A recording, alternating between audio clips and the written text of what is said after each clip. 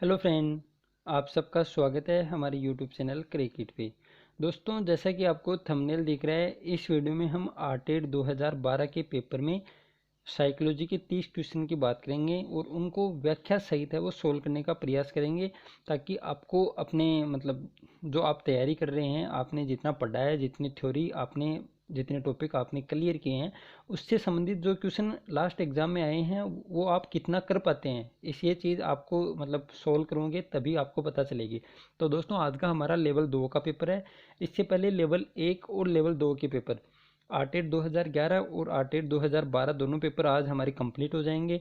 इसके अलावा चैनल पे आपको एचटेट वाले पेपर भी मिलेंगे और आरपीएससी फर्स्ट ग्रेड एग्जाम 2018 वाली, जिसकी एग्ज़ाम अभी जनवरी 2020 में हुई। तो ये सभी लेटेस्ट पेपर हैं, वो आपको चैनल पे प्लेलिस्ट बनी हुई है, वहाँ से आप देख सकते हैं। कुल मिला के लगभग 1000 के समथिंग क्वेश्चन आपको साइकोलॉजी के मिल जाएंगे, जो आपकी तैयारी में चार चांद लगा देंगे, क्योंकि बहुत ही शानदार क्वेश्चन आए हैं। कई क्वेश्चन वास्तव में बहुत शानदार हैं, जो आपको अगर वीडियो देखें तो आपको पता भी होगा, और अगर आपने वीडियो नहीं देखा है तो आप उनको भी देखें, आपको बहुत ही ज़्यादा बेनिफिट उनसे मिलेगा। तो दोस्तों, बिना किसी देरी के शुरू करते हैं आज का हमारा वीडियो। बने रहिए वीडियो के लास्ट तक। ये देखिए दोस्तों, आज का हमारा पेपर है, पेपर सीरीज है कोड डब्लू और ST2 2012। ST2 का है लेवल सेकेंड, 2012 का ये पेपर है। तो इसमें आज हम बाल विकास एवं शिक्षा शास्त्र के 30 क्वेश्चन देखते हैं इस वीडियो में। कुपोषण के प्रभाव के बारे में निम्न में से कौन सा कथन सत्य नहीं है? जीवन के बाद के वर्षों में यह मस्तिष्क की कोशिकाओं को प्रभावित करता है। यह बालकों की सीखने की योग्यताओं को प्रभावित करता है। बालक निराश और आशंकित रहते हैं और यह कद को प्रभावित करता है। तो इसमें पूछा है कि कुपोषण के संदर्भ में कौन सा कथन सत्य नहीं है। तो दोस्तों, इसमें ऑप्शन ए है वो कुपोषण के प्रभाव के बारे में सत्य नहीं है, क्योंकि यह जीवन के बाद के वर्षों में मस्तिष्क की कोशिकाओं को प्रभावित करता है। दोस्तों, ये जीवन के बाद के वर्षों में नहीं, शुरू में ही सब कुछ प्रभावित करना लगता है, इसलिए कुपोषण में सत्य कथन नहीं है, ऑप्शन नंबर ए। अब बात करते हैं अगले क्वेश्चन की। वयसंधि काल में निम्न में से कौन बाह्य अभिव्यक्ति नहीं है? प्रभुता या सत्ता के विपरीत विरोध, अशांति, आत्मनिर्भरता के प्रति आग्रही और सक्रिय खेलों के स्थान पर बैठे रहकर खेलना अधिक पसंद। तो दोस्तों, वयसंधि काल में निम्न में से कौन सी बाह्य अभिव्यक्ति नहीं है? तो बाह्य अभिव्यक्ति नहीं है, ऑप्शन नंबर 4। ऑप्शन 4 है वो इस क्वेश्चन का बिल्कुल राइट आंसर है, कि सक्रिय खेलों के स्थान पर बैठे रहकर खेलना अधिक पसंद है। ये बात गलत है, क्योंकि वो बालक है, वयसंधि काल में सक्रिय खेल खेलता है। अब बात करते हैं अगले क्वेश्चन की। निम्न में से कौन सा कथन मिडिल स्कूल स्तर के विद्यार्थियों के विकास से सहमति नहीं रखता? सामाजिक व्यवहार उत्तरोत्तर संवेशक समूह के आदर्शों से प्रभावित होता है। इस अवस्था में अधिकांश बालक तीव्र गति से वृद्धि प्राप्त नहीं करते। बौद्धिक एवं सामाजिक व्यवहार पर स्व प्रभाविता का महत्वपूर्ण प्रभाव होता है और अधिकांश विद्यार्थी विशेष रूप से स्व केंद्रित हो जाते हैं। तो दोस्तों, इसमें पूछा है कि मिडिल स्कूल स्तर के विद्यार्थियों के विकास से सहमति नहीं रखता। अब मिडिल स्कूल है कक्षा 6 से कक्षा 8। तो कक्षा 6 में जो बालक होता है वो RT 2009 के अनुसार लगभग 10 से 11 साल का होगा, क्योंकि बालक है वो 5 या 6 साल का विद्यालय में प्रवेश करता है, और 5 साल अगर वो पास करेगा 5 क्लास, तो लगभग 10 से 11 साल का बालक वो 6ठी क्लास में हो जाएगा। तो दोस्तों, बहुत ही इजी क्वेश्चन हो गया अब ये आपके लिए। तो इसमें कौन सी अवस्था नहीं दर्शाता कि इस अवस्था में बालक तीव्र गति से वृद्धि प्राप्त नहीं करते? ऑप्शन नंबर बी है वो इसका बिल्कुल राइट आंसर हो जाएगा, ऑप्शन बी। अब बात करते हैं अगले क्वेश्चन की। अधिगम एवं परिपक्वता के संबंध में निम्न में से कौन सा कथन सही है? अधिगम और परिपक्वता के संबंध में निम्न में से कौन सा कथन सही है? यदि मानव विकास केवल परिपक्वता से होता तो मनुष्य केवल निम्नतम तक ही सीमित रह जाते। वंशक्रम संभावित क्षमता की सीमा के कारण बालक एक निश्चित सीमा से आगे तक विकसित हो सकते हैं। बालक विकास की दृष्टि से जब सीखने के लिए तैयार नहीं है, तब भी वे अधिक प्रयास के द्वारा सीख सकते हैं। बालक की अंतर्निहित शक्तियों को बिना समय विचारे विकसित करने के लिए प्रोत्साहित किया जाना चाहिए। तो दोस्तों, इसमें पूछा क्या है कि अधिगम और परिपक्वता के संबंध में निम्न में से कौन सा कथन सही है, ये बात इसमें पूछी गई है। तो इसमें हो जाएगा, यदि मानव विकास केवल परिपक्वता से होता तो मनुष्य केवल निम्नतम तक ही सीमित रह पाते। ऑप्शन नंबर फर्स्ट है वो इसमें राइट हो जाएगा, ऑप्शन एक है वो बिल्कुल राइट है इसमें, ऑप्शन ए। अब आता है अगला क्वेश्चन, क्वेश्चन नंबर 5। विकास एक अधिनियम है कि विकास प्रतिमान के विभिन्न काल में कुशी भिन्न भिन्न होती है। इस अधिनियम के अनुसार जीवन का प्रथम वर्ष सबसे अधिक कुशी का काल होता है। वयसंधि काल और जीवन का प्रथम वर्ष भी जीवन का सबसे अधिक कुशी का काल होता है। वयसंधि काल जीवन का सबसे अधिक दुखी काल होता है और जीवन का प्रथम वर्ष सबसे अधिक कुशी का और वयसंधि काल सबसे अधिक दुखी काल होता है। तो दोस्तों इसमें पूछा क्या है कि विकास एक का एक अधिनियम है कि विकास प्रतिमान के विभिन्न काल में कुशी भिन्न भिन्न होती है। इस अधिनियम के अनुसार मतलब कौन सा चीज़ है वो होनी चाहिए, जीवन का प्रथम वर्ष सबसे अधिक कुशी का होता है या वयसंधि काल। इसमें मतलब दिए गए ऑप्शन में से कौन सा ऑप्शन आपको उपयुक्त लग रहा है? तो दोस्तों इसमें है कि जीवन का सबसे प्रथम साल है, जीवन का प्रथम वर्ष है वो सबसे अधिक कुशी वाला, और वयसंधि काल है वो सबसे अधिक दुखी काल होता है। वयसंधि काल होता है दोस्तों बाल्यावस्था और किशोरावस्था के मध्य जो अवधि होती है, मतलब लगभग बालक 11-12 साल का होता है, उसको हम वयसंधि काल कहते हैं। जो उत्तर बाल्यावस्था के टाइम होता है, उत्तर बाल्यावस्था जिसको हम बाल्यावस्था और किशोरावस्था के बीच का काल, इसको वयसंधि काल कहा जाता है। तो वयसंधि काल है वो सबसे अधिक दुखी काल होता है और जीवन का प्रथम वर्ष है वो सबसे अधिक खुशी का काल होता है। ऑप्शन नंबर 4 है वो इसका राइट हो जाएगा। अब बात करते हैं अगले क्वेश्चन की। निम्न में से कौन सा बालकों के अधिगम एवं विकास में सबसे अधिक योगदान देता है? परिवार, समवयस्क समूह है और टेलीविजन, परिवार, खेल एवं कंप्यूटर, परिवार, समवयस्क समूह और अध्यापक, परिवार, खेल एवं पर्यटन। तो दोस्तों इसमें दिया है, पूछा है कि निम्न में से कौन सा बालकों के अधिगम एवं विकास में सबसे अधिक योगदान देता है। मतलब अधिगम और विकास दोनों चीज आ गई, तो इसमें कौन योगदान देता है? परिवार भी देता है, समवयस्क समूह भी देता है और अध्यापक की देता है। ऑप्शन नंबर बी है वो इसका बिल्कुल राइट आंसर हो जाएगा। अब बात करते हैं अगले क्वेश्चन की। एक अध्यापक को निम्न में से किस कथन से सहमत होना चाहिए? आंतरिक अभिप्रेरणा तब होती है जब अधिगमकर्ता बाह्य संतोषजनक परिणाम का अनुभव करने के लिए कार्य करते हैं। बाह्य अभिप्रेरणा तब होती है जब अधिगमकर्ता बाह्य पुरस्कार प्राप्त करने के लिए कार्य करते हैं। बाह्य पुरस्कार से अस्थायी व्यवहार परिवर्तन होता है और बाह्य पुरस्कार आंतरिक अभिप्रेरणा प्रदान करते हैं। तो दोस्तों इसमें पूछा है कि एक अध्यापक को निम्न में से किस कथन से सहमत होना चाहिए, ये बात इसमें पूछी गई है। तो दोस्तों इसमें हो जाएगा बाह्य अभिप्रेरणा तब होती है जब अधिगमकर्ता बाह्य पुरस्कार प्राप्त करने के लिए कार्य करते हैं। ऑप्शन नंबर बी है वो इसका राइट आंसर हो जाएगा। अब ए क्यों नहीं होगा? क्योंकि दोस्तों इसमें ए है इसलिए कि आंतरिक अभिप्रेरणा तब होती है जब अधिगमकर्ता बाह्य संतोषजनक परिणाम का अनुभव करने के लिए कार्य करते हैं। तो ये बाह्य अभिप्रेरणा हो गई दोस्तों। आंतरिक अभिप्रेरणा में तो खुद की शांति के लिए जो कार्य किया जाता है, जैसे भूख, प्यास, नींद, काम, ये सब आते हैं आंतरिक अभिप्रेरणा में। और बाह्य अभिप्रेरणा में बाह्य पुरस्कार को प्राप्त करने के लिए, जैसे एक बच्चा है वो कक्षा में पहला स्थान प्राप्त करना चाहता है, ये सब बाह्य अभिप्रेरणा में आते हैं। तो ऑप्शन बी है वो इसका बिल्कुल राइट हो जाएगा। अब बात करते हैं अगले क्वेश्चन की। एक अध्यापक मानचित्र की खाली रूपरेखा में केवल नदियों, पहाड़ों, मैदानों व घाटियों को प्रदर्शित करता है। वह विद्यार्थियों को मुख्य नगर, रेलवे, मुख्य नगरों को जोड़ने वाले राजमार्गों को चिन्हित करने को कहता है। विद्यार्थियों को अन्य पुस्तकों व मानचित्रों को अध्ययन करने की इस दौरान मनाही होती है। यहाँ अध्यापक के द्वारा प्रयुक्त उपागम है खोज उपागम, मानचित्र निरूपण, अन्वेषण उपागम और समस्या समाधान उपागम। तो दोस्तों बहुत ही शानदार क्वेश्चन है ये। तो इसमें क्वेश्चन क्या कह रहा है कि एक अध्यापक मानचित्र की खाली रूपरेखा में केवल नदियों, पहाड़ों, मैदानों, घाटियों को प्रदर्शित करता है और विद्यार्थियों को मुख्य नगर, रेलवे, मुख्य नगरों को जोड़ने वाले राजमार्गों को, मतलब नक्शे में मुख्य नगर कहाँ है, रेलवे कहाँ है, मुख्य नगर को जोड़ने वाले जो राजमार्ग हैं वो कहाँ हैं, ये सब विद्यार्थियों को अपने खुद के मन से बताने को कहता है कि आप किसी दूसरी पुस्तक का आपको सहारा नहीं लेना है। तो इस यहाँ अध्यापक के द्वारा कौन सा उपागम है वो काम में लिया गया है? खोज उपागम है या फिर मानचित्र उपागम है, समस्या समाधान उपागम या अन्वेषण उपागम? तो दोस्तों ये हो जाएगा खोज उपागम। ऑप्शन नंबर ए है वो इसका बिल्कुल राइट हो जाएगा, खोज उपागम, ऑप्शन ए। अब बात करते हैं अगले क्वेश्चन की। निम्न में से कौन सा उदाहरण बांडुरा के अवलोकन आधारित अधिगम का नहीं है? विद्यार्थियों द्वारा केंचुए के विच्छेदन को सीखना, क्रिकेट का उत्साह है, सामाजिक अध्ययन के प्रति नापसंदगी और स्कूल की घंटी बजने पर अपने बस्ते बंद कर लेना।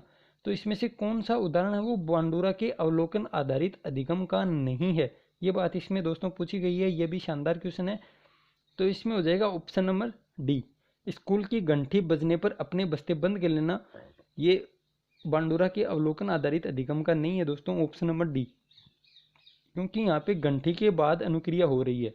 तो जैसे ही घंटी बजती है, स्कूल के जो विद्यार्थी हैं वो अपने बस्ते हैं वो बंद कर लेते हैं। ये घंटी की उद्दीपक के कारण कोई अनुक्रिया हो रही है। यहाँ पे बांडुरा का सिद्धांत है वो लागू नहीं होता है। अब बात करते हैं अगले क्वेश्चन की। राजेश बीमारी के कारण 1 महीने तक विद्यालय नहीं गया। जब विद्यालय गया तो उसे भाग के लंबे सवालों को करना नहीं आया। कई बार के निराशाजनक अनुभवों में असफलता हाथ लगी। लंबे भाग के सवालों को देखते ही वह चिंतित हो जाता है। शास्त्रीय अनुबंधन सिद्धांत के मुताबिक संवेगात्मक स्वाभाविक उत्तेजक है। असफलता को लेकर चिंता, असफलता या बघनाशा, लंबे भाग के सवाल और लंबे भाग के सवालों को लेकर चिंता। तो दोस्तों इसमें क्या मतलब, क्वेश्चन एक बार फिर पढ़ेंगे, आपको समझ में आएगा कि क्या चीज़ इसमें पूछी गई है। इसमें पूछा गया है कि राजेश बीमारी के कारण 1 महीने तक स्कूल है वो नहीं गया। जब स्कूल गया तो भाग के लंबे सवालों को करना उसको नहीं आया। कई बार की निराशाजनक अनुभवों में असफलता हाथ लगी। मतलब कई बार उसने लंबे सवाल है वो उसको हल करने की मतलब कोशिश की, लेकिन उनसे मतलब वो क्वेश्चन है वो सोल्व नहीं हो पाए। तो लंबे भाग के सवालों को देखते ही वह चिंतित हो गया। शास्त्रीय अनुबंधन सिद्धांत के मुताबिक संवेगात्मक स्वाभाविक उत्तेजक है। तो इसमें क्या पूछा है, यूसीएस अनकंडीशनल स्टिमुलस कौन सा है इसमें, ये बात इसमें पूछी गई है। तो इसमें आपको ऑप्शन दिख रहे होंगे 4, इसमें से आप अपने मन के अंदर सोच लें। आपको मैं ऑथेंटिक जो आंसर बताया है वो मैं आपको बता रहा हूँ। तो इसमें हो जाएगा असफलता या बघनासा। ऑप्शन नंबर बी है वो इसमें राइट हो जाएगा 10 के सवाल में बी। अब बालक के व्यक्तित्व को किस प्रकार का अधिगम अधिक प्रभावित करता है। प्रयत्न एवं त्रुटि अधिगम, अंतःदृष्टि अधिगम, अनुदेशनात्मक अधिगम और अनुकरण अधिगम। तो इसमें पूछ रहा है कि बालक के व्यक्तित्व को किस प्रकार का अधिगम अधिक प्रभावित करता है। तो इसमें हो जाएगा अनुकरण अधिगम। ऑप्शन नंबर बी है वो इसका बिल्कुल राइट आंसर है, अनुकरण अधिगम। अब बात करते हैं अगले क्वेश्चन की। व्यक्तिगत विभिन्नताओं से संबंधित निम्न में से कौन सा कथन सही है। यदि विद्यार्थियों का बुद्धि स्तर समान है तब भी उपलब्धि में विभिन्नता हो सकती है। सभी बालकों में कुछ भी समानता नहीं होती। व्यक्तिगत विभिन्नताओं के वक्र खींचकर दिखाने पर वह एक दिशा की ओर झुक जाता है। व्यक्तिगत विभिन्नताएं वंश क्रम के कारण होती हैं। तो इसमें है कि व्यक्तिगत विभिन्नताओं से संबंधित निम्न में से कौन सा कथन सही है। सही कथन की बात पूछ रहा है कि सही कथन कौन सा है। तो दोस्तों इसमें है कि यदि विद्यार्थियों का बुद्धि स्तर समान है तब भी उपलब्धि में विभिन्नता हो सकती है। ऑप्शन नंबर ए है वो इसका बिल्कुल राइट आंसर हो जाएगा। अब बात करते हैं अगले क्वेश्चन की। निम्न चित्र उदाहरण है प्राचीन मिस्र कला, स्थापत्य कला, मकबरों की विषय वस्तु, दीवार भित्ति चित्र, आभूषण, पत्थर की मूर्तियां। और स्थापत्य कला में दे रखा है प्राचीन साम्राज्य, मध्यकालीन साम्राज्य, नए साम्राज्य। प्राचीन साम्राज्य में पिरामिड, आदमी के सिर व शेर की धड़ की काल्पनिक मूर्ति, मध्यकालीन में चट्टान काट कर मकबरा, और नए साम्राज्य में मंदिर, बड़े कब्रिस्तान। तो दोस्तों निम्न चित्र है वो किस चीज़ का उदाहरण है, रेखा चित्र का, मॉडल का, प्रत्यय मानचित्र का और बिंदु रेखीय चित्र का। बहुत ही शानदार क्वेश्चन है। एक अलग क्वेश्चन आपको देखने को मिला होगा जितने भी हमने अभी तक मॉडल पेपर सोल्व किए हैं। सॉरी दोस्तों, मॉडल पेपर इसको नहीं कहेंगे, हम ये कहेंगे कि लास्ट एग्जाम में जो आए हुए पेपर हैं उसके अनुसार ये एक नया क्वेश्चन है कि इस प्रकार के क्वेश्चन भी हैं वो पूछे जा सकते हैं। तो ये किस चीज़ का उदाहरण है ये बात इसमें पूछी गई है। ऑप्शन आपके सामने आपको दिख रहे होंगे, आप बताएं अपना आंसर कि ये किस चीज़ का उदाहरण है। तो दोस्तों ये उदाहरण है प्रत्यय मानचित्र का। प्रत्यय मानचित्र का ये उदाहरण है। ऑप्शन नंबर सी इसका बिल्कुल राइट है, प्रत्यय मानचित्र। अब है निम्न में से कौन सी तकनीक प्रक्षेपण तकनीक नहीं है। खेल तकनीक, चित्र शास्त्रीय परीक्षण, व्यक्तिगत अध्ययन और शब्द शास्त्रीय प्रक्षेपण। नहीं सॉरी दोस्तों, परीक्षण, शब्द शास्त्रीय परीक्षण। तो इसमें पूछा है कि कौन सी तकनीक है वो प्रक्षेपण तकनीक नहीं है, ये बात इसमें पूछी गई है। तो इसमें हो जाएगा व्यक्तिगत अध्ययन। बात करते हैं अगले क्वेश्चन की। प्रजातिगत व्यक्तिगत विभिन्नताओं को समझने में निम्न में से क्या मददगार साबित नहीं होता। मूल्य व्यवस्था, अधिगम की प्रक्रियाएं एवं विभिन्न व्यवस्थाएं, शाब्दिक एवं अशाब्दिक संप्रेषण और बुद्धि। तो इसमें है कि प्रजातिगत व्यक्तिगत विभिन्नताओं को समझने में निम्न में से क्या मददगार साबित नहीं होता। कौन सी चीज़ है वो मददगार साबित नहीं होती दिए गए ऑप्शनों में, ये बात इसमें पूछी गई है। तो दोस्तों इसमें हो जाएगा ऑप्शन नंबर डी, बुद्धि। ऑप्शन डी इसका बिल्कुल राइट आंसर है, बुद्धि। फिर अगला क्वेश्चन, व्यक्तित्व व्यक्ति में उन मनोदैहिक व्यवस्थाओं का गत्यात्मक संगठन है जो वातावरण के साथ उसके अपूर्व समायोजन को निर्धारित करता है। व्यक्तित्व की यह परिभाषा किसने दी है, मुर्रे ने, GW आल्पोर्ट ने, JB वाटसन और स्किनर। तो दोस्तों ये बहुत ही फेमस परिभाषा है। शायद हमारे पेपरों में या आरटेट या रीट वाले पेपरों में ये शायद पहली परिभाषा आपको देखने को मिली होगी। लगभग हमने 4 पेपर सोल्व किए हैं। तो ये बहुत ही फेमस परिभाषा है, बहुत ही बार एग्जामों में आई हुई है। आल्पोर्ट महोदय ने ये परिभाषा दी थी व्यक्तित्व की। ऑप्शन नंबर सी है वो इसका राइट आंसर हो जाएगा। अब प्राय बालकों की बुद्धि का मापन किया जाता है वाचिक समूह बुद्धि परीक्षणों के द्वारा, वाचिक समूह बुद्धि परीक्षणों के द्वारा, सॉरी दोस्तों पहला ऑप्शन है अवाचिक समूह बुद्धि परीक्षणों के द्वारा, अवाचिक व्यक्तिगत बुद्धि परीक्षणों के द्वारा और वाचिक व्यक्तिगत बुद्धि परीक्षणों के द्वारा। प्राय बालकों की बुद्धि का मापन किया जाता है, ये क्वेश्चन है अवाचिक समूह बुद्धि परीक्षणों के द्वारा। ऑप्शन नंबर ए है वो इसका राइट आंसर हो जाएगा, अवाचिक समूह बुद्धि परीक्षणों के द्वारा। अब अगला क्वेश्चन, निम्न में से कौन बुद्धि परीक्षणों के दुरुपयोग का संकेत देता है? उन्नति के लिए मापन में सहायक बुद्धि लब्धि का लेबल बालकों पर लगाकर अध्यापक अपनी अकुशलता को छिपाते हैं, बालकों को वर्गीकृत करने में, अधिगम प्रक्रिया को बेहतर बनाने के लिए। तो दोस्तों इसमें कि बुद्धि परीक्षणों के दुरुपयोग का संकेत है वो निम्न में से कौन सा ऑप्शन आपको दिखाई पड़ता है? तो इसमें हो जाएगा नेगेटिव ऑप्शन, आपको बताना है। तो नेगेटिव है ये कि बुद्धि लब्धि का लेबल बालकों पर लगाकर अध्यापक अपनी अकुशलता को छिपाते हैं, कि ये दिखा देते हैं कि अध्यापक की ये बच्चा है वो तो है ही कमज़ोर, इसलिए हम मतलब क्या कर सकते हैं, बुद्धि कम है इसमें।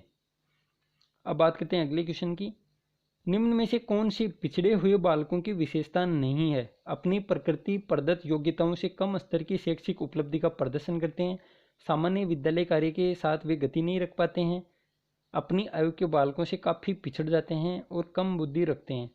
तो दोस्तों ये भी बहुत ही शानदार क्वेश्चन है कि पिछड़े हुए बालकों की विशेषता नहीं है, बहुत ही शानदार क्वेश्चन है। तो दोस्तों ये कोई ज़रूरी नहीं होता कि सभी पिछड़े हुए बालकों की बुद्धि है वो कम हो, ये बात गलत है, कम बुद्धि रखते हैं। ऑप्शन नंबर डी है वो इसका बिल्कुल राइट आंसर हो जाएगा, क्योंकि हमने ऊपर एक क्वेश्चन किया था कि एक विद्यार्थी है वो नियमित 1 महीने से स्कूल में नहीं गया था, तो उसमें बुद्धि तो थी लेकिन वो स्कूल नहीं जाने के कारण उसको मतलब भाग वो नहीं आया, तो कम बुद्धि रखते हैं, ये बात इसमें पिछड़े हुए बालकों की विशेषता नहीं होती है, कम बुद्धि रखते हैं ये बात। अब बात करते हैं निम्न में से कौन सा तरीका प्रत्यक्ष समायोजन का है? प्रक्षेपण, प्रतिगमन, दमन और लक्ष्यों का प्रतिस्थापन। तो दोस्तों ये तो इजी क्वेश्चन हो गया, ऑप्शन नंबर डी है वो लक्ष्यों का प्रतिस्थापन, ये प्रत्यक्ष समायोजन का तरीका होता है, और बाकी जो 3 ऑप्शन है ये अप्रत्यक्ष समायोजन के हैं, जिसको हम रक्षा तंत्र युक्तियां भी कहते हैं। ऑप्शन, अब बात करते हैं अगले क्वेश्चन की, पृथक कक्षाओं एवं संवर्धन कार्यक्रमों का प्रयोग शिक्षा के लिए किया जाता है, प्रतिभाशाली बालकों के लिए, निम्न शैक्षिक उपलब्धि बालकों के लिए, प्रतिभाशाली एवं निम्न शैक्षिक उपलब्धि बालकों के लिए, और इनमें से कोई नहीं। तो पृथक कक्षाओं और संवर्धन कार्यक्रम होते हैं प्रतिभाशाली बालकों के लिए। बहुत ही शानदार क्वेश्चन है, ऐसे क्वेश्चन ही आपको आने वाले एग्जाम में भी देखने को मिलेंगे। पृथक कक्षा और संवर्धन कार्यक्रम होते हैं प्रतिभाशाली बालकों के लिए, ऑप्शन ए। फिर बात करते हैं अगले क्वेश्चन की, निम्न का मिलान करते हुए दी गई तालिका में से सही उत्तर का चयन करें। मन तरंग को एक रक्षा तंत्र के रूप में वर्गीकृत कर सकते हैं, रक्षात्मक तंत्र व्यक्ति का बचाव करती है, उदातीकरण को रक्षात्मक तंत्र में वर्गीकृत किया जा सकता है, और क्षतिपूर्ति को रक्षात्मक तंत्र के रूप में वर्गीकृत किया जा सकता है। सूची वह में है नकारना, पलायन, प्रतिस्थापन। तो दोस्तों इसमें आंसर होगा ऑप्शन नंबर सी है वो इसका राइट आंसर हो जाएगा, ऑप्शन सी। अब इसमें सी में क्या दे रखा है देखिए, एल में है 2, मन तरंग को एक रक्षा तंत्र के रूप में वर्गीकृत कर सकते हैं, पलायन होगा इसमें सी। फिर है एम, रक्षात्मक तंत्र व्यक्ति का बचाव करती है, नकारना, पलायन, प्रतिस्थापन, चिंता। तो ये मतलब एक ये कह सकते हैं कि रक्षात्मक तंत्र व्यक्ति का बचाव करती है। अगर ये भी आपको एक आ रहा था तो आपके मतलब ऑप्शन बी और ऑप्शन 4 है वो अपने आप है, वो नकारना वो किसी भी ऑप्शन में सूची ए से संबंधित नहीं है। तो ये देख सकते हैं आप, मतलब इसका स्क्रीनशॉट ले लें, वास्तव में अच्छा क्वेश्चन है, उलझाने वाला है, भाषा इतनी मतलब समझ में नहीं आती इस क्वेश्चन की। अब बात करते हैं अगले क्वेश्चन की, शैक्षिक समस्याओं से ग्रस्त बालकों को किस समस्या का सामना करना पड़ता है? कान व उससे जुड़ी नसों का सही प्रकार से काम नहीं करना, भाषा के बोलने में असामान्यता का होना, मानसिक सक्रियता का कम होना, व्यवहारिक एवं सामाजिक बुद्धि में कमी का होना। तो दोस्तों इसमें पूछा गया है कि शैक्षिक समस्याओं से ग्रस्त बालकों को किस समस्या का सामना करना पड़ता है। शैक्षिक समस्याओं से ग्रस्त बालकों को पूछ रहा है इसमें, शैक्षिक समस्याओं से ग्रस्त बालकों, तो इसमें हो जाएगा भाषा के बोलने में असामान्यता का होना। ऑप्शन नंबर बी है वो इसका बिल्कुल राइट हो जाएगा, क्योंकि इसमें शैक्षिक समस्या बोल रहा है, लेकिन ये कान व उससे जुड़ी ये तो सभी शारीरिक में आ जाएंगे, शारीरिक समस्या होती है, मानसिक सक्रियता मानसिक में आ जाएगी, लेकिन शैक्षिक समस्या है भाषा के बोलने में असामान्यता का होना। अब बात करते हैं अगले क्वेश्चन की, अधिगम निर्योग्यता वाले बालकों में प्रक्रमण संबंधी निम्न में से किस प्रकार की कमी पाई जाती है? संख्याओं संबंधी सूचनाओं को याद करने में समय व दिशा की कम समझ, प्राय अत्यधिक सक्रिय व्यवहार, मांसपेशियों पर कम नियंत्रण, कम मानसिक सक्रियता। तो दोस्तों इसमें पूछ रहा है कि अधिगम निर्योग्यता वाले बालकों में प्रक्रमण संबंधी निम्न में से किस प्रकार की कमी पाई जाती है। तो दोस्तों इसमें हो जाएगा ऑप्शन नंबर ए। तो दोस्तों इसमें एक मैं आपको तुक्का मारने की ट्रिक भी बताता हूँ। जैसे आपको कोई कोई आंसर आता पता ही नहीं, आपको सिर्फ तुक्का ही लगाना है कि ये तो मेरे को बिल्कुल नहीं आना है, वहाँ पे आपको इस ट्रिक का काम करना है, यूज में लेनी है आपको ये ट्रिक। इसमें ये है कि जैसे अब यहाँ पे देखो, मान लो ये क्वेश्चन आपको बिल्कुल नहीं आता है, आपको सिर्फ इसमें तुक्का लगाना है। तो तुक्का लगाने की एक स्टाइल है जिसमें आप 99% है वो सही रहती है। जैसे ये 3 ऑप्शन है, ये बिल्कुल जैसे 2-2 3-3 शब्द ही लिखे हुए हैं इसमें। इसमें भी 3 शब्द हैं, इसमें भी 3 है, इसमें भी 3-4 ही हैं, लेकिन ऑप्शन ए वो बड़ा सारा दिया है। अब इसको अगर ये गलत ही देना था तो ये भी 2-3 शब्दों में ही दे सकता था। अगर इसने सही दिया तभी एक इतनी बड़ी है वो लाइन इसने लिखी होगी। तो ऐसे करके भी आप 99 100 में से 99% क्वेश्चन है वो आपको बिल्कुल नहीं आते हैं, तो आप वहाँ पे ये ट्रिक आजमा के देखें, आपका सही होने के चांसेस हैं वो बढ़ जाएंगे। तो ऐसा ही आपको करना है। अगर आपको बिल्कुल नहीं आ रहा है उसी टाइम ऐसा करना है। अगर आपको थोड़ा बहुत भी आता है तो आप अपनी दिमाग पे जोर डाल के उसका सही आंसर है वो करने की कोशिश करें। लेकिन बिल्कुल नहीं आता है, सिर्फ तुक्का लगाना है, तो आपको मेरी स्टाइल जो बताया है मैंने ट्रिक, इस प्रकार आप काम कर सकते हैं और आपका 99% है वो चांस सही होने के होंगे। क्योंकि ऑप्शन ए भी इसको अगर गलत ही देना होता तो इसमें भी वो 2-3 शब्द ही लिखता, इतनी ज़्यादा पेज खराब करने की उसको सही खर्च करने की जरूरत नहीं थी। अब बात करते हैं अगले क्वेश्चन की। निर्माणात्मक मूल्यांकन का उद्देश्य है प्रगति पर गौर करना एवं उपचारात्मक अनुदेशन की योजना बनाना, विद्यार्थियों की समझ का पता लगाना, अध्यापक के उद्देश्यों की पूर्ति का पता लगाना और ग्रेड्स प्रदान करना। तो दोस्तों इसमें पूछा है कि निर्माणात्मक मूल्यांकन, इंग्लिश वाला वर्ड आप ध्यान में रखें, फॉर्मेटिव इवोल्यूशन, क्योंकि आप इसका निर्माणात्मक की जगह कई बार कुछ दूसरा नाम आपको हिंदी में मिल सकता है, लेकिन इंग्लिश में आपको हमेशा फॉर्मेटिव इवोल्यूशन ही मिलेगा। तो दोस्तों इसमें हो जाएगा प्रगति पर गौर रखना और उपचारात्मक अनुदेशन की योजना बनाना। ऑप्शन नंबर ए है वो बिल्कुल राइट हो जाएगा, प्रगति पर गौर करना और उपचारात्मक अनुदेशन की योजना बनाना, ऑप्शन ए। अब बात करते हैं अगले क्वेश्चन की। निम्न में से कौन सा शोध का चरण शोध को क्रियात्मक अनुसंधान बनाता है? उपकल्पनाओं का निर्माण, प्रोग्राम का क्रियान्वयन एवं अंतिम मूल्यांकन, सामान्यकरण, शोध आकल्प का परिवर्तन या कठोर होना। तो इसमें पूछ रहा है कि कौन सा शोध का चरण है शोध को क्रियात्मक अनुसंधान बनाता है, ये बात इसमें पूछी गई है। तो प्रोग्राम का क्रियान्वयन और अंतिम मूल्यांकन, ऑप्शन नंबर बी हो इसमें राइट हो जाएगा। अब बात करते हैं अगले क्वेश्चन की। निम्न में से कौन सी समस्या क्रियात्मक अनुसंधान के लिए उपयुक्त नहीं है? हिंदी में 5वीं कक्षा के विद्यार्थियों के लेख में सुधार, 7वीं कक्षा के विद्यार्थियों के व्यवहार पर लिखित प्रशंसा एवं मौखिक प्रशंसा के प्रभाव का तुलनात्मक अध्ययन, परंपरागत विधि के ऊपर कंप्यूटर साहित्य अनुदेशन का प्रभाव और भूगोल के अधिगम में एटलस एवं ग्लोब का प्रयोग। तो इसमें पूछ रहा है कि कौन सी समस्या क्रियात्मक अनुसंधान के लिए उपयुक्त नहीं है। जो 4 आपके सामने ऑप्शन है, समस्या दी हुई है, इसमें से कौन सी समस्या वो क्रियात्मक अनुसंधान के लिए उपयुक्त नहीं है? तो इसमें हो जाएगा ऑप्शन नंबर सी, परंपरागत विधि के ऊपर कंप्यूटर साहित्य अनुदेशन का प्रभाव। ये क्रियात्मक अनुसंधान के लिए समस्या है वो उपयुक्त नहीं है, ऑप्शन सी इसका बिल्कुल राइट आंसर हो जाएगा। अब बात करते हैं अगले क्वेश्चन की।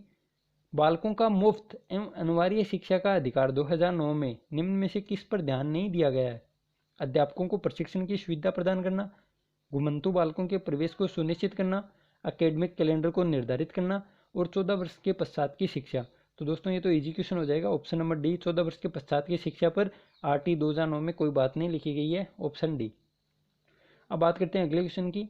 राष्ट्रीय पाठ्यचर्या रूपरेखा 2005 में भारत की धार्मिक एवं सांस्कृतिक विविधता को मानना, स्त्रियों के प्रति सम्मान एवं जिम्मेदारी का दृष्टिकोण को बढ़ाने के प्रोग्राम का आयोजन एवं वृत्तचित्र तथा फिल्मों को एकत्र करना एवं दिखाना, जिनके माध्यम से न्याय व शांति में वृद्धि हो को सुझाया गया है, ताकि शांति की शिक्षा दी जा सके, मूल्यों की शिक्षा दी जा सके, नागरिकता की शिक्षा दी जा सके और इनमें से कोई नहीं।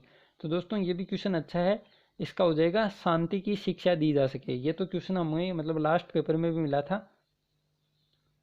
फिर बात करते हैं आज के लास्ट क्वेश्चन की।